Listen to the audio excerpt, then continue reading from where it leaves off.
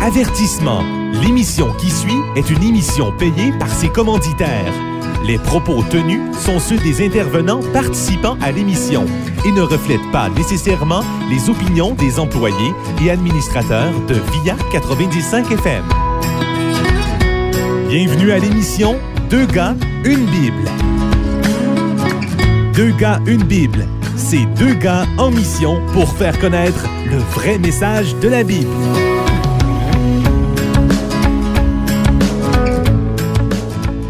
Bonjour, chers auditeurs du 90.5. On est heureux d'être avec vous à l'émission Deux gars, une Bible, où on vous partage le vrai message de la Bible avec vos animateurs Joël Lapierre et Frédéric Colella, tous deux pasteurs dans la région. Et aujourd'hui, après avoir passé 2 semaines à toucher 2 questions importantes, c'est-à-dire est-ce que le diable existe et qu'est-ce que l'Église? 2 questions pratiques importantes et des mots qu'on retrouve beaucoup dans notre culture, on vous amène sur tout un autre horizon dans les évangiles à regarder Jésus qui interagit avec des gens de d'autres nations. Et on pense que particulièrement dans un contexte où à travers le monde entier, il y a des tensions raciales, il y a des défis entre cultures et même ici au Québec et en Amérique du Nord. En témoigne bien la situation avec George Floyd il y a 2 mois de cela qui a pris beaucoup de nos réflexions et notre temps. On vous amène dans un texte justement, et peut-être la semaine prochaine aussi, des textes qui nous parlent de Jésus qui interagit avec des gens en dehors du peuple juif, du peuple choisi pour amener l'Évangile dans le monde et qui va être choquant. Jésus va être choquant, on va le dire de même, Jésus va être très choquant pour les Juifs dans sa manière d'être respectueusement intéressé et d'interagir avec les gens en dehors du peuple juif. Oui, et puis la Bible est très claire concernant la façon d'être en relation avec l'étranger, par exemple, et elle est très claire aussi concernant, mettons, elle va pas utiliser le mot racisme, mais elle va parler de haine, et donc d'avoir de la haine dans le cœur envers un autre individu, c'est carrément un péché. Et la haine aussi conduit au meurtre, et on a vu des choses dans l'histoire, et évidemment, quand la haine se manifeste, même le premier livre de la Bible nous parle de Caïn et Abel, et puis un homme a tué son frère. Pourquoi? Parce qu'il l'haïssait. Et le monde est déchiré par tous ces mauvais sentiments, et la Bible adresse cela. Et Jésus est très explicite quand il dit « Tu aimeras ton prochain comme toi-même ». Et la question de l'hypocrite, c'est qui mon prochain? C'est-tu juste celui qui est comme moi, ou qui a la même couleur de peau, ou qui a les cheveux de telle manière? La même religion? Non. Ton prochain, là, c'est tout porteur de l'image de Dieu. C'est une façon de définir l'humain. Donc, tout humain est porteur de l'image de Dieu. Et Jésus nous dit, tu aimeras ton prochain comme toi-même. D'où la notion très importante que moi, Joël, j'enseigne à l'Église depuis des années. Il n'y a qu'une seule race. Juste le mot racisme, en partant, est problématique parce que il entretient la notion qu'il y a plusieurs races. Et ça, c'est fallacieux parce que, ultimement, il n'y a qu'une seule race, la race humaine. Et dans l'ADN, on retrouve qu'on est tous connectés ensemble.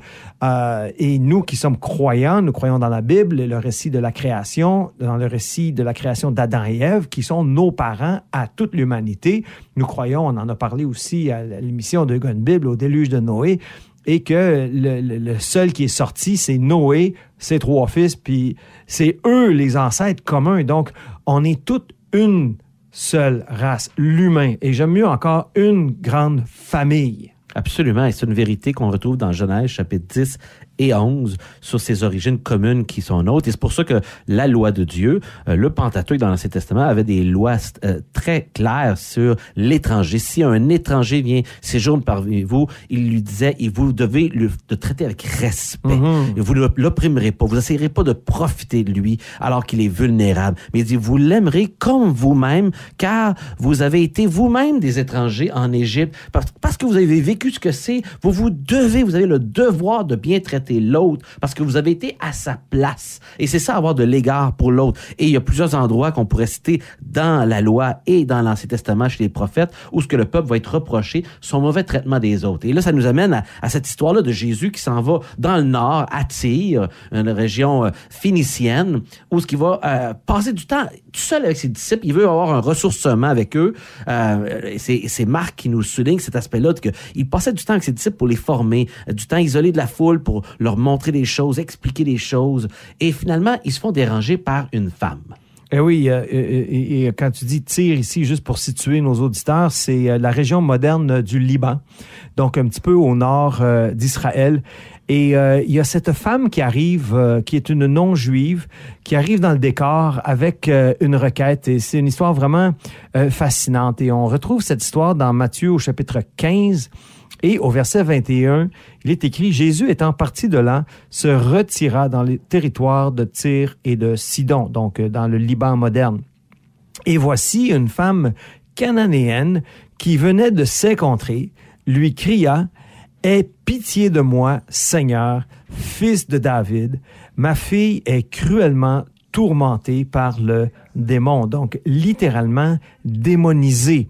Et donc, on a eu une émission sur le diable il y a 2 semaines. Vous pouvez aller l'écouter sur la page Facebook de Deux gars, une Bible. C'est et sur même Deux gars, une Bible sur, on ne dit pas assez souvent, mais on a un podcast sur iTunes, sur Buzzsprout et sur plein de plateformes de podcasts comme ça. Vous pouvez même sur votre téléphone aller écouter ces émissions-là. Et donc, et on voit qu'il y a un problème ici.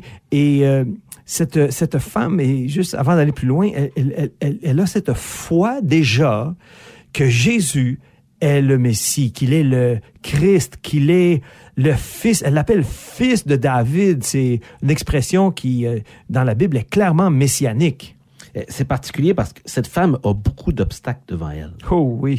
Elle a, d'un, la nationalité dans le cas présent, une nationalité qui fait que les Juifs auraient fait comme « Ah, on veut pas d'elle, c'est une femme étrangère. » Tu sais, un mélange de culture en plus. On dit qu'elle est syro-phénicienne. Et en plus, c'est une femme. On n'entend pas parler de son mari. Fait que déjà, malheureusement, les femmes étaient traitées comme moindres que les hommes. Et là, c'est un paquet de disciples autour de Jésus qui sont des représentants de leur époque aussi. Fait que ces femmes-là le dérangent.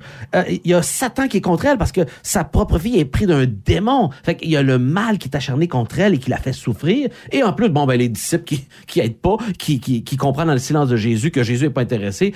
Et cette femme-là est tenace. Oui. J'aime voir sa persévérance. C'est beau à voir. Et on le voit ici, parce que la réaction de Jésus est étonnante. Ici, voilà qu'elle arrive, elle fait une déclaration de foi. Normalement, Jésus, quand quelqu'un fait une déclaration de foi, il est content, là, tu sais, puis il affirme la foi des gens. Mais là, on voit dans le texte, ça continue, il ne lui répondit pas un mot. Il l'ignore complètement. Puis là, même juste pour rajouter dans tes obstacles, je sais pas si tu l'avais pas mis, mais le silence de Jésus est un obstacle aussi, dans le fond. Cette attitude de que je t'écoute même pas, t'existes même pas, je veux rien savoir de toi, c'est assez dur, là, après ma barre. Et donc, ses disciples, eux autres, là, on voit que eux, là, c'est pas les... En tout cas, ils brillent pas trop ici, là. Ils sont en formation. Faut être intelligent. C'est ça. C'est des padawans. Ils sont en formation. Training, mais c'est ça. Et lui dire avec instance, imagine-toi, là, ils mettent de l'énergie là-dedans, là, puis ils disent pas, « Ah, Seigneur, tu peux-tu la renvoyer? Hey, Seigneur, tu veux-tu la renvoyer parce qu'elle crie en arrière de nous? Elle nous dérange, là. Elle nous tombe ses nerfs, là. » Puis en plus, Jésus s'en va répondre après ça. Il répondit, je n'ai pas été envoyé aux brebis perdues de la maison d'Israël. Ma priorité, c'est pas les gens des nations autour. Il est en train de dire, puis là, c'est pas d'être raciste, il est en train de dire que son groupe, le cible, ou ce qui semblait s'occuper principalement, c'est les brebis d'Israël. Oui. Fait que là, ça ajoute un autre en fait, ça souligne le défi ici culturel, mais qui était beaucoup plus profond chez les disciples et chez les Juifs en général contre ces gens-là. Oui, et puis on a la question que ça suscite là, puis ça pourrait susciter. Est-ce que c'est un rejet à tendance raciale, ça? Est-ce que Jésus est raciste là, en faisant ça?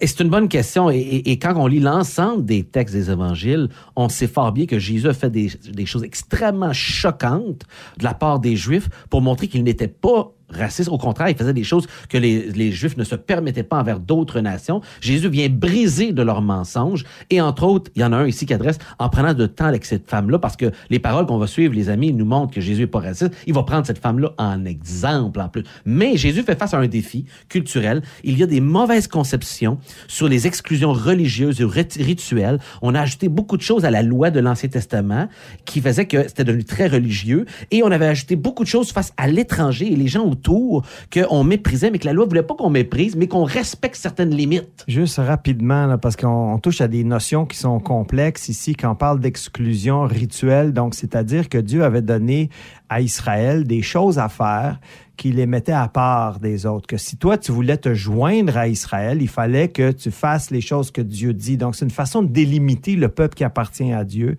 et le peuple qui appartient pas à Dieu. Donc, c'était pas une exclusion raciale parce que la porte était ouverte à toutes les nations. Puis ça, on peut le lire aussi facilement. Donc, les gens décidaient de participer ou non. Mais ce que Jésus veut faire, moi, je pense, c'est que, et c'est une chose qui me rassure, c'est que Jésus, il connaît le cœur de cette femme-là.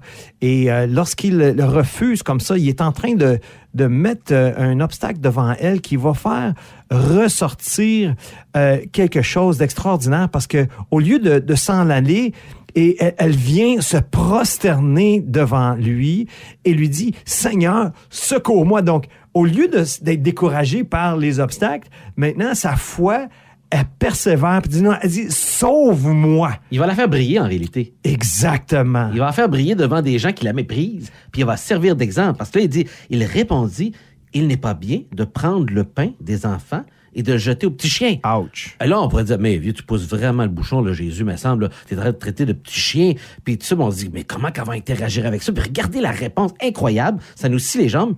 Oui, Seigneur, dit-elle, mais les petits chiens mangent les miettes. Elle dit, moi, je suis prête à prendre les miettes qui tombent de ta table, qui tombent de la table de leur maître. Et reconnaît, dans le fond, qu'il n'est pas là pour eux en premier. Mais elle dit, moi, je suis prête à prendre les miettes. Elle se laisse pas intimider par ces paroles-là, parce que normalement, les Juifs auraient dit, c'est des chiens sales. Ils étaient vraiment méprisants. Jésus utilise un terme ici de chien domestique. Il y a un jeu de mots qui se passe, tout ça pour dire, mais qui serait facilement insultant pour elle.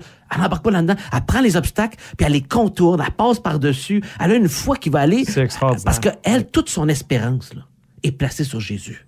Ouais, il me semble d'avoir la face des disciples quand Jésus, là, il dit « Ta foi est grande ». Parce qu'il y a une couple d'autres places où est-ce que Jésus dit carrément à ses disciples, là, « Est où votre foi? » Puis, ou ailleurs, « Gens de peu de foi ».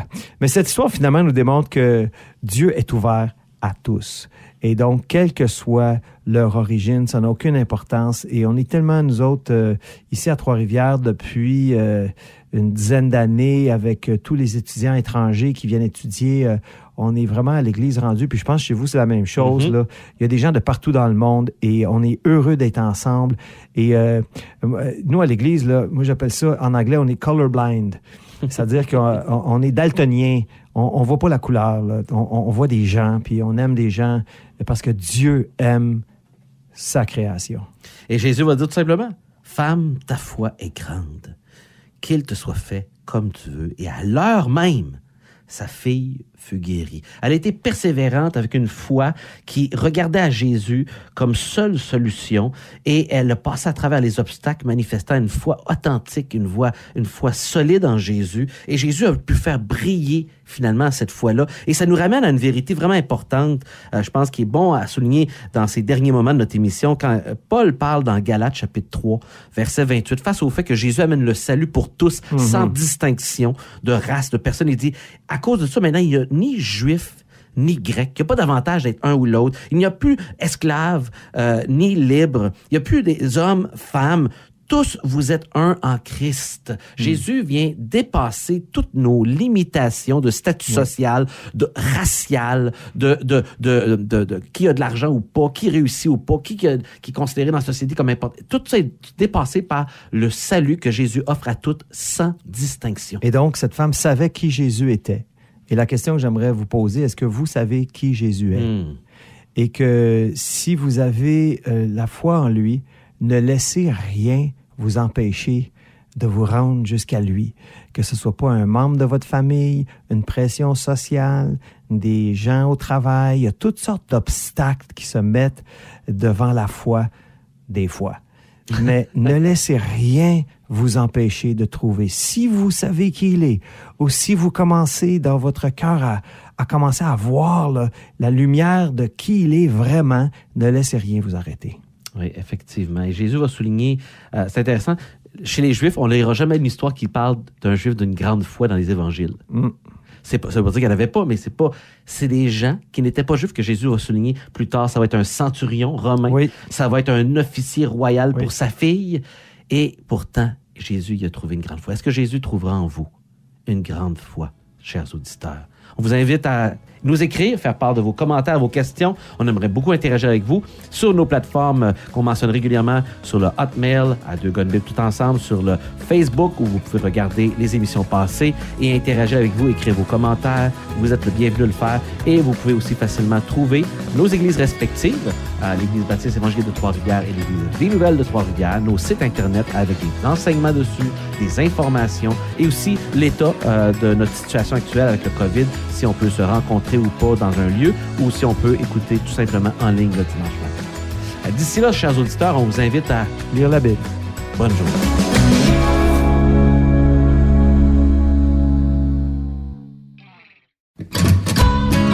Avertissement. L'émission qui suit est une émission payée par ses commanditaires. Les propos tenus sont ceux des intervenants participant à l'émission et ne reflètent pas nécessairement les opinions des employés et administrateurs de VIA 95 FM. Bienvenue à l'émission Deux gars, une Bible. Deux gars, une Bible. C'est deux gars en mission pour faire connaître le vrai message de la Bible.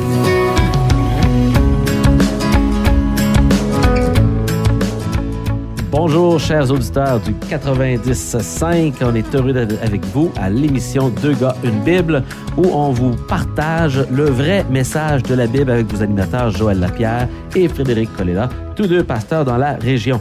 Et aujourd'hui, après avoir passé 2 semaines à toucher 2 questions importantes, c'est-à-dire est-ce que le diable existe et qu'est-ce que l'Église? 2 questions pratiques importantes et des mots qu'on retrouve beaucoup dans notre culture, on vous amène sur tout un autre horizon dans les évangiles à regarder Jésus qui interagit avec des gens de d'autres nations. Et on pense que particulièrement dans un contexte où à travers le monde entier, il y a des tensions raciales, il y a des défis entre cultures et même ici au Québec et en Amérique du Nord. En témoigne bien la situation avec George Floyd il y a 2 mois de cela qui a pris beaucoup de nos réflexions et notre temps. On vous amène dans un texte justement et peut-être